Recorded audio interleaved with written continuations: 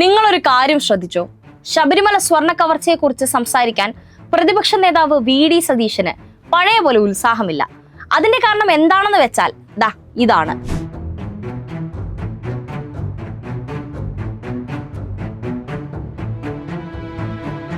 അതായത് ശബരിമല കൊടിമര പുനർനിർമ്മാണത്തിൽ വൻ ക്രമക്കേട് നടന്നിട്ടുണ്ട്. ഈ സമയത്ത് UDF ഭരണസമിതിയായിരുന്നു ദേവസ്വം ബോർഡിൽ ഉണ്ടായിരുന്നത്.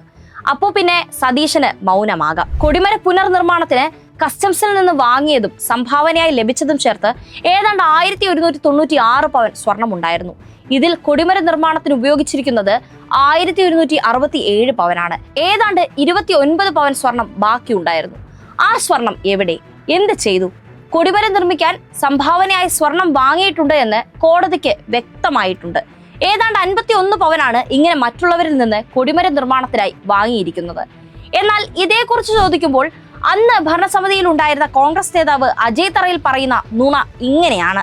ഇത് നമ്മുടെ വ്യക്തമായ ഫിനിക്സ് ഗ്രൂപ്പിൽ നിന്നും 3,20,00,000 രൂപ വാങ്ങിയത് ഉപയോഗിച്ചുകൊണ്ട് ഹൈക്കോടതി കമ്മീഷൻ, അഡ്വക്കേറ്റ് കമ്മീഷൻ നേരിട്ട് വാങ്ങി ഈ സ്വർണം ഉപയോഗിച്ചാണ് കൊടിമരം പണിതിട്ടുള്ളത്.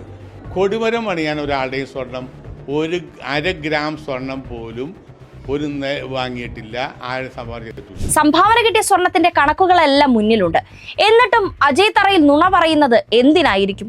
ദേവസ്വം മാനുവലിലും നിലവിലുള്ള രീതിയും അനുസരിച്ച് ഭക്തർ സ്വർണമോ വിലപിടിപ്പുള്ള വസ്തുക്കളോ പണമോ സംഭാവന ചെയ്യുമ്പോൾ അതിന്റെ അളവ് കൃത്യമായി രേഖപ്പെടുത്തണമെന്നുണ്ട്. UDF ഭരണസമിതി ഇതൊന്നും ചെയ്തിട്ടില്ല. ഇത്രയും ചോദ്യങ്ങൾക്ക് മറുപടി വേണം. 3,20,00,000 എസ്റ്റിമേറ്റ് തുക ലഭിച്ചിട്ടും എന്തിന് സ്വർണം സംഭാവനയായി വാങ്ങി? വാങ്ങിയ സ്വർണം എവിടെ? സ്വർണം നൽകിയവർക്ക് എന്തുകൊണ്ട് രസീത് നൽകിയില്ല? രസീത് നൽകാതെ എന്തിന് തിരുവാഭരണ രജിസ്റ്ററിൽ ചേർത്തു?